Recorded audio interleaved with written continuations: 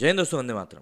योगी सरकार के सत्ता में लौटते ही अपराधियों में जो पहले से खौफ एक व्याप्त था कि भाई योगी आदित्यनाथ की सरकार में हमें क्या करना है और क्या नहीं करना है, लेकिन आखिरी आखिरी में जब चुनाव प्रचार खत्म होने वाला तब मुख्तार अंसारी के बेटे ने सामने आकर जिस प्रकार से बताया था कि अखिलेश भैया की सरकार आने के बाद किसी का ट्रांसफर नहीं किया जाएगा और हिसाब बराबर किया जाएगा, तो उनका भी हिसाब बराबर किया जा रहा है। साथ ही साथ अपराधियों में भी खौफ वापस लौट आया है।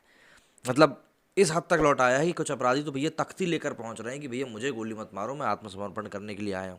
इस तरह की तस्वीरें इस समय यूपी में चल रही हैं। साथ ही साथ शपथ ग्रहण समारोह के पहले ही बुलडोजर ने भी दोबारा चलना शुरू कर दिया है। आपको याद दिला दूं कि चुनाव के समय में योगी आदित्यनाथ को बुलडोजर बाबा के नाम से भी बुलाया जा रहा था और एक बार फिर से बुलडोजर ने कार्रवाई करना शुरू कर दी है और अपराधियों की संपत्तियों के ऊपर बुलडोजर चलना शुरू हो चुका है। उत्तर प्रदेश में भारतीय जनता पार्टी की सरकार की वापसी के बाद बुलडोजर फिर से चलने लगा है। इस बार मेरठ में बुलडोजर चला। मेरठ पुलिस ने मंगलवार पुलिस कस्टडी से फरार 2.5 लाख के इनामी बदन सिंह बद्दो और उसके सहयोगी के अवैध मार्केट और फैक्ट्री पर पुलिस ने कार्रवाई करते हुए जमीन को कब्जा मुक्त कराया। सुबह सुबह पुलिस और मेरठ विकास प्राधिकरण के अधिकारी बुलडोजर लेकर मेरठ के थाना टीपी नगर इलाके के जगन्नाथपुरी में पहुंचे। वहां पर 2 घंटे तक भारी पुलिस फोर्स के साथ चलाए गए अभियान में कुख्यात बदन सिंह बद्दो और उसके सहयोगियों के द्वारा कब्जा की गई पार्क की जमीन को कब्जा मुक्त कराया गया। पुलिस का कहना है कि ये जो कार्रवाई हुई है ये पार्क की जमीन थी और अभी भी पार्क की जमीन है।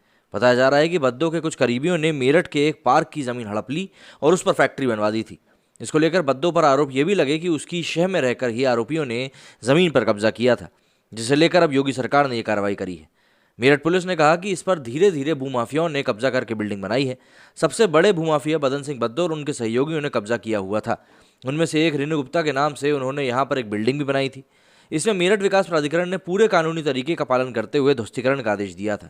गौरतलब है कि इससे पहले मेरठ पुलिस और मेरठ विकास प्राधिकरण ने पुलिस कस्टडी से फरार 2.5 लाख के इनामी माफिया बदन सिंह बद्दो की करोड़ों रुपए की कोठी का भी ध्वस्तीकरण किया था। इसकी कोठी की भी इसी इलाके में मौजूदगी थी। पुलिस के मुताबिक बद्दो ने कई सरकारी जमीनों पर अवैध कब्जे किए हैं। उसकी फरारी के बाद पुलिस ने रिकॉर्ड खंगाला। करोड़ों रुपए की संपत्ति बद्दो ने अपने करीबियों के नाम करके रखी है। पुलिस और एमडीए ने 50 साल पुराना रिकॉर्ड खंगाला तो ये स्थिति सामने आई है। इससे पहले कानपुर में तालाब की जमीन पर अवैध कब्जा हटाने के लिए बुलडोजर चलाया गया था। कथित रूप से तालाब की जमीन पर अवैध कब्जा कर भूमाफियाओं की ओर से 1750 वर्ग मीटर भूमि पर कराए गए अवैध निर्माण को कानपुर डेवलपमेंट अथॉरिटी मतलब केडीए की टीम ने ध्वस्त करा दिया था। कहा जा रहा है कि जिस भूमाफिया विष्णु कुमार यादव और पप्पू यादव ने इस जमीन पर अवैध अतिक्रमण किया था वो सपा से जुड़ा है। विष्णु की सपा अध्यक्ष अखिलेश यादव के साथ तस्वीर भी सामने आई है। बताया जाता है कि बर्रा के 6 आवासीय योजनाओं के तहत प्राचीन शिव मंदिर के समीप तालाब की जमीन पर अवैध निर्माण कराया गया था। अब देखिए, इन खबरों से एक चीज़ स्पष्ट है। जो चुनाव के समय कहा जा रहा था कि भाई हिंदुओं को संरक्षण दिया जाता है योगी आदित्यनाथ की सरकार में, तो भाई ये लोग तो कहीं से कहीं तक भी मुसलमान नहीं थे जिनके खिलाफ ये कार्रवाई हुई है।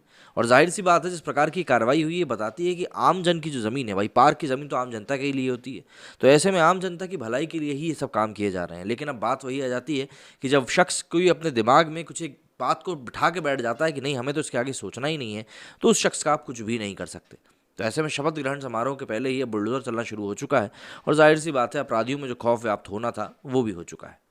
हालिया विधानसभा चुनाव के दौरान उत्तर प्रदेश के हर इलाके में लोग योगी आदित्यनाथ के नेतृत्व वाली बीजेपी सरकार के कार्यालय में कानून व्यवस्था के मोर्चों पर हुए सुधार की तारीफ करते हुए भी नजर आए थे। अब सत्ता में योगी सरकार की वापसी के साथ ही अपराधियों के बीच फिर से वही खौफ दिखाई दे रहा है। अपराधी खुद थाने पहुंचकर सरेंडर कर रहे हैं। ऐसा ही एक मामला गोंडा में मंगलवार 15 मार्च को देखने के लिए मिला। गोंडा के थाना छपिया में 25,000 का इनामी बदमाश सरेंडर करने पहुंचा। उसके हाथ में एक तख्ती थी जिस पर लिखा था कि मैं आत्मसमर्पण कर रहा हूं, मुझे गोली मत मारो। इस अपराधी की पहचान गौतम सिंह के रूप में हुई है। वो गल्ला व्यवसायी अपहरण कांड का आरोपित है। पुलिस ने बताया है कि उसने अब कोई अपराध करने से भी तौबा कर ली है। अपने भाई के साथ सरेंडर करने पहुंचा गौतम सिंह ने कहा कि सर मुझे माफ़ कर दीजिए, मैं बहुत डर गया हूं कप्तान साहब का सुनकर कि मुझे गोली मार देंगे। मैं बहुत डर गया हूं सर, मुझे माफ़ कर दीजिए, आत्मसमर्पण कर रहा हूं, मुझे गोली मत मारिए। मैं तामेपुर का रहने वाला हूं, मेरा नाम गौतम सिंह है और पिता का नाम राजेश्वरी सिंह है। मैंने गल्ला व्यापारी को उठाया था बबनान में, उसके दुकान से मेरे साथ राजकुमार, शिवम और जुबैर थे। कप्तान साहब गोली मार देते हैं, इस बात का सुनकर मैं डर गया। जानकारी के मुताबिक छपिया थाना क्षेत्र में कानपुर गांव से शील प्रसाद के गल्ला व्यवसायी को 6 मार्च को कार सवार 4 बदमाशों ने अगवा कर लिया था। शिकायत पर पुलिस ने मुकदमा दायर किया था। 4 बदमाशों में से सबसे पहले 8 मार्च को ही आरोपित रवि प्रकाश और रिंकू को गिरफ्तार कर लिया गया था। इसके बाद छपिया पुलिस व एसओजी पुलिस की संयुक्त कार्रवाई में 13 मार्च को जुबैर व राजकुमार यादव गिरफ्तार हुए थे। मुठभेड़ के दौरान एक आरोपित के पैरों में भी गोली लगी थी। एसपी संतोष कुमार मिश्रा ने के अनुसार आरोपित मुठभेड़ के डर से मंगलवार को आत्मसमर्पण करने के लिए खुद ही थाने पहुंच गया और उसकी गिरफ्तारी हो गई। गौरतलब है कि मंगलवार को ही मेरठ पुलिस ने पुलिस कस्टडी से फरार 2.5 लाख के नामी बदन सिंह बद्दो और उसके सहयोगियों के अवैध मार्केट और फैक्ट्री पर भी कार्रवाई करते हुए जमीन को कब्जा मुक्त कराया। वहीं कानपुर में सपा नेता के अवैध कब्जे पर भी बुलडोजर चलाया गया था। तो भाई ये सब जो चीज़ें हमको देखने के लिए मिल रही हैं, ये कहीं ना कहीं चुनाव जीतने के बाद के ही नतीजे सामने आ रहे हैं। और देखिए, इनमें कोई ऐसा नहीं चल रहा है कि आप बोलें किसी एक धर्म विशेष को टारगेट किया जा रहा है, ऐसा बिल्कुल भी नहीं हो रहा है। लेकिन बस बात वही है कि लोग इन चीज़ों को समझते नहीं, क्योंकि चुनावी समय में जो नेता और लोग जो प्रलोभन देते हैं, जिस प्रकार की बातें करते हैं, वो कई बार लोगों को बरगला जाती है। मेरे स्टूडियो में फिलहाल इतना ही। जय हिंद, जय भारत।